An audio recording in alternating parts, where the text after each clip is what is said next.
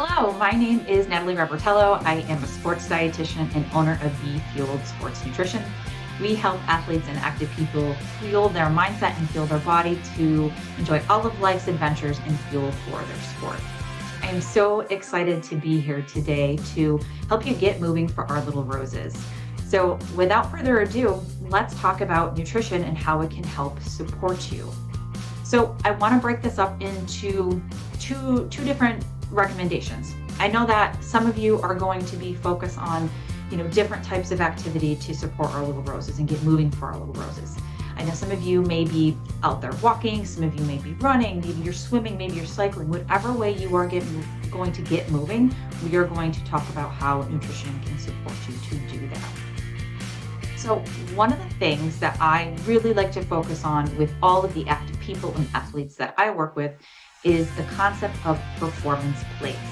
Now, I'm going to go ahead and share my screen with you because I think visuals can be really helpful. So if you see here, what we have is the performance plates.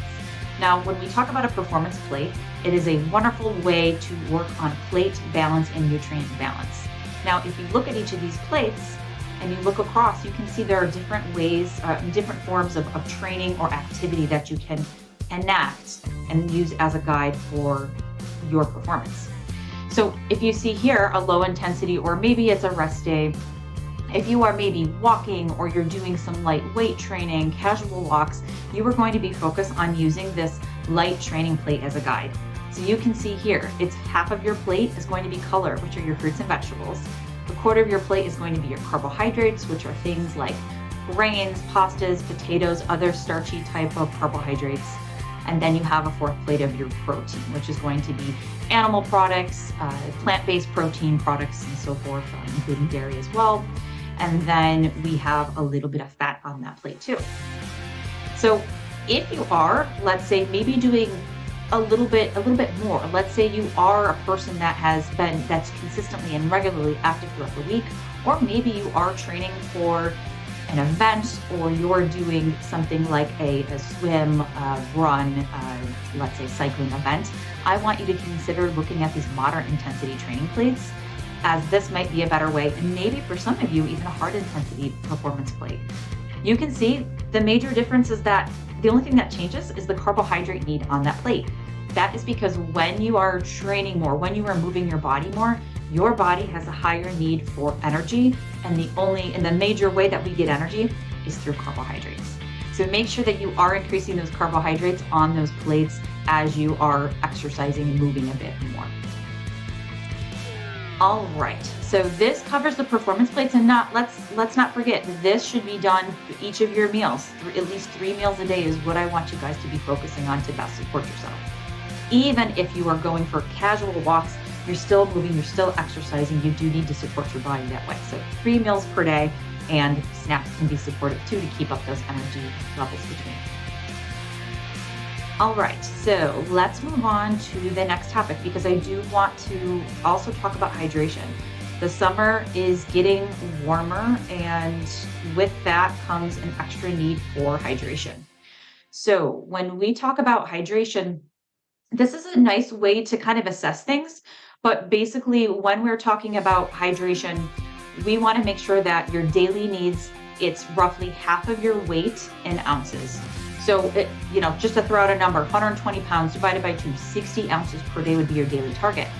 Now, if you are habitually exercising and training, for each extra hour you're training, it should be at least somewhere between 16 and 24 ounces per hour of exercise. When you are in hotter and warmer conditions, you do need extra. And you can use this chart as a way to kind of assess hydration. If you ever notice in the morning, your urine is a little bit darker, we are dehydrated when we wake up. So the goal would be to get to a nice light color. Remember that other things affect this too. So medications and supplements can affect this. So just keep that in mind, but this could be a nice rule of thumb just to kind of keep you in the know in terms of where your hydration could be, and then using this as a guideline, the ounces. More than that, I want you guys to just be very mindful and be careful about the fluids when you are out there walking, running, biking, however you are moving. So make sure that you're bringing water bottles with you outside along the way. You might need to add electrolytes in there too. Electrolytes have sodium in them and other different types of minerals, which are electrolytes that help to pull fluid into your cells.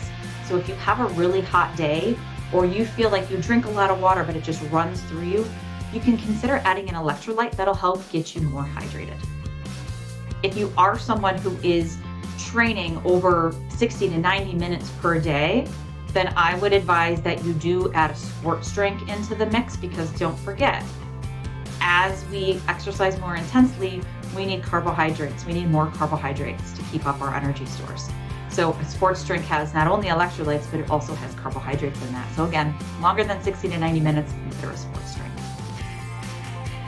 That is pretty much what I wanted to cover with you guys today. The performance plates and the hydration. Those are going to be two things that help support you in getting moving and keeping you healthy this year, okay? I hope everyone has a wonderful day, and I hope this helps support you for our little roses.